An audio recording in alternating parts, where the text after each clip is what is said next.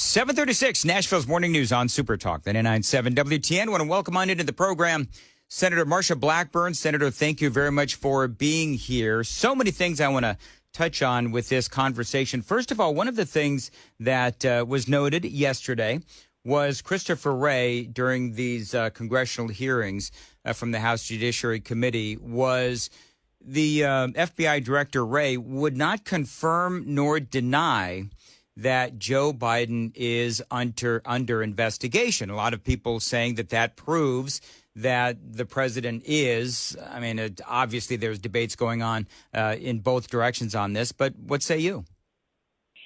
One of the things that we know is that the FBI has been in possession for quite a while of information, whether it's Hunter's laptop.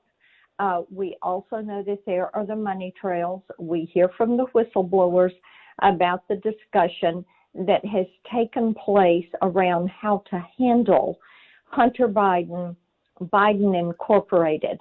Now, for people like me, getting to the answer of what the FBI is doing, and even though Christopher Wray says they're not protecting the Bidens and giving them a different treatment, Tennesseans know, Dan, there are two tiers of justice.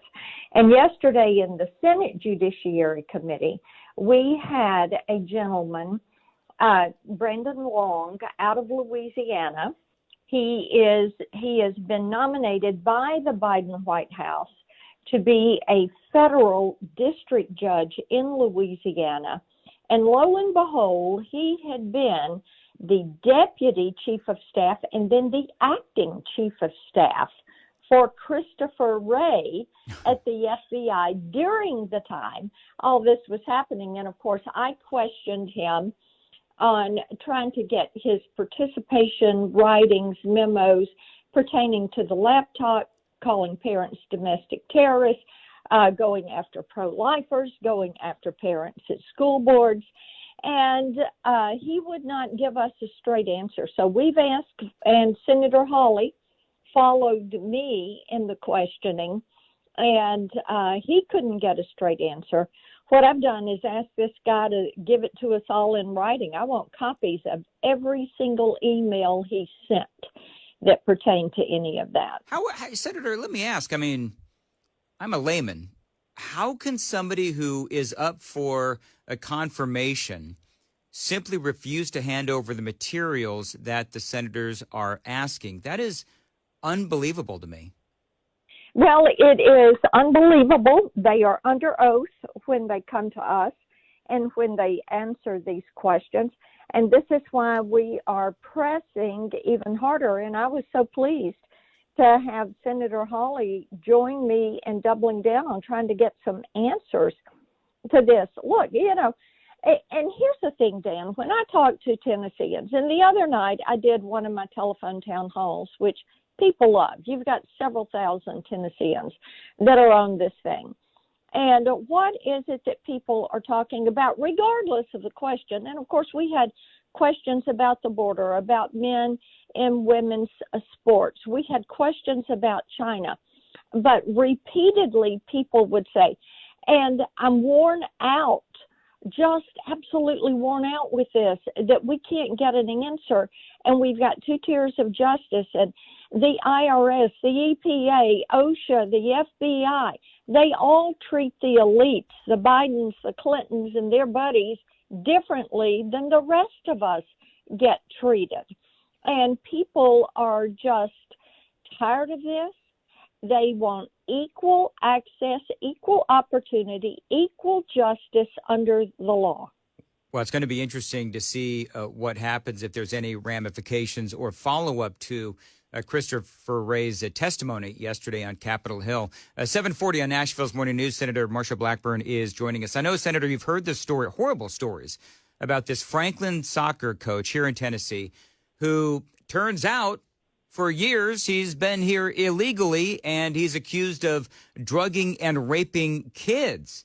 Now, you and I both know what's coming across the southern border. I mean, clearly, we all believe that this is horrific. But do you think this will actually lead to more awareness of what is coming across the southern border? And do you think this is the kind of story that Republicans need to continuously point out to the Democrats? Because a lot of this stuff happens under their watch. And of course, we don't know exactly when this guy came into our country, but the fact that he was able to stay here for so many years illegally points to a far bigger issue that Republicans have been trying to fix. And it is heartbreaking to me, absolutely heartbreaking to me, that this has occurred. And you look at this story, and as you said, here in the country, illegally, maybe as long as 20 years, carried out these crimes against children for all of these years, and being able for these children and their families to receive justice. And then the thing is, what we have seen, and as you know, I have worked diligently to put in place policies that are going to protect children. Senator Durbin and I removed the statute of limitations on the sexual assault crimes against children. We did that together last year. And Senator Ossoff and I, again, in a bipartisan way, are working to hold all of these online videos, and have NMN be able to get these online companies to hold these videos longer so that law enforcement has the time to properly investigate these crimes and prosecute these individuals. They need that evidence. And we are doing everything we can to make it possible for children like this, once something is discovered, to be able to take this monster to court for drugging and raping them and filming it and then putting it on his cell phone. You know, I just am grateful that he forgot his phone and that they got in there and were able to figure out and report the phone, turn it over to police, and the guy was apprehended. Senator, Congressman Mark Green on the other side of the Capitol, he apparently now, according to the Daily Caller, Tennessee's Mark Green, he is going to, they say, drop a bomb on the Biden administration and DHS Secretary Alejandro Mayorkas, talking about dereliction of duty. I believe that part of what the congressman is trying to do is set up, you know, a situation where Mayorkas will be removed as leader of DHS. From your vantage point in the Senate, just staying with illegal immigration for a moment, you look at what Alejandro Mayorkas and Joe Biden have presided over on our southern border. And I mean, I could say that it is dereliction of duty. I don't know if it would rise to treason, but, you know, what is your vantage point as far as, you know, the Republicans in the House? They've already filed articles of impeachment against Joe Biden, and I believe Alejandro Mayorkas as well. Is there any talk in the Senate about, you know, if it gets through the House of Representatives? The Senate would have to take it up if it comes through the House of Representatives. We would be required to suspend our activity and to take the issue up. Mark Green is doing a wonderful job as chairman of the Homeland Security Committee. He is the right guy to have in charge there. He has been very quietly and systematically doing his work, building his case. He and I have talked a couple of times on different pieces of legislation in the House. They're trying to help get the DNA testing. You know, all the DNA testing was suspended at the border.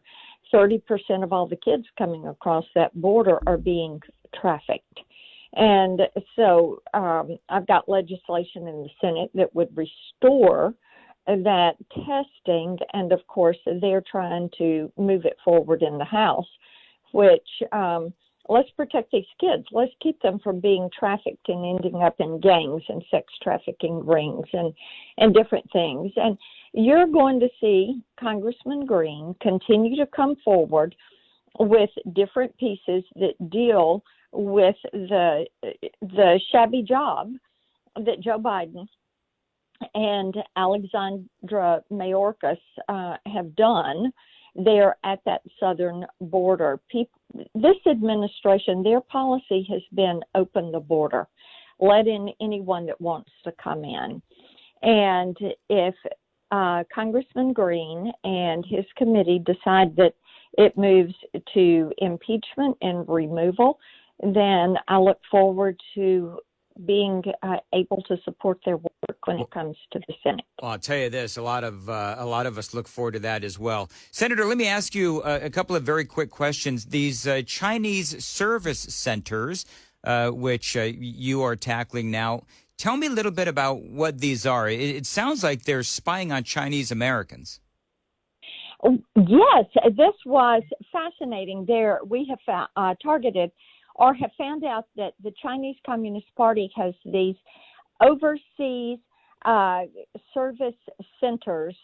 They're supposed to be there for culture and to support Chinese nationals that are in the U.S., but it turns out that they are actually surveillance centers, and they are spying on Chinese nationals, and they're also spying on Chinese who have applied for permanent residency or are applying for citizenship or have obtained citizenship. And this is all part of the Chinese Communist Party's surveillance mechanism. Now, they have set these service centers up as part of their soft propaganda, just like they did with Confucius Institutes and Confucius classrooms. So they are moving forward and pushing these and then using it to hit at people that speak out in opposition to them and to surveil people that are Chinese, of Chinese descent, and are here in America. It is egregious, and the FBI knew about these. That's why some of my colleagues joined me on a letter to the FBI. What we're trying to do is to figure out when they found these, how long they knew about them, what they have done about them, and what they intend to do to get these things shut down. It is unseemly that the Chinese Communist Party would have surveillance centers on U.S. soil, and this administration would do nothing about it. But the CCP knows that Joe Biden is weak. Yep. Joe Biden is compromised. He is not going to hold them to account. That's why you have a training center going up in Cuba. It's why you have the CCP moving into the Western Hemisphere. It is why you had a spy balloon come across this country. It is why China is aggressively bullying Taiwan and the Philippines and pushing into the South China Sea. Unbelievable. And we're going to have to leave it there. Thank you very much for joining us today. Senator Marsha Blackburn will tackle AI another time. But, yeah, it is unbelievable. And, by the way, those service centers, San Francisco, California, St. Paul, Minnesota, St. Louis, Missouri, Omaha, Nebraska, Charlotte, North Carolina, Houston, Texas, and Salt Lake City, Utah. And, yes, it would be nice if the FBI did something about it, given the fact that they know about it. But, again, as the senator said, we do have a compromised president.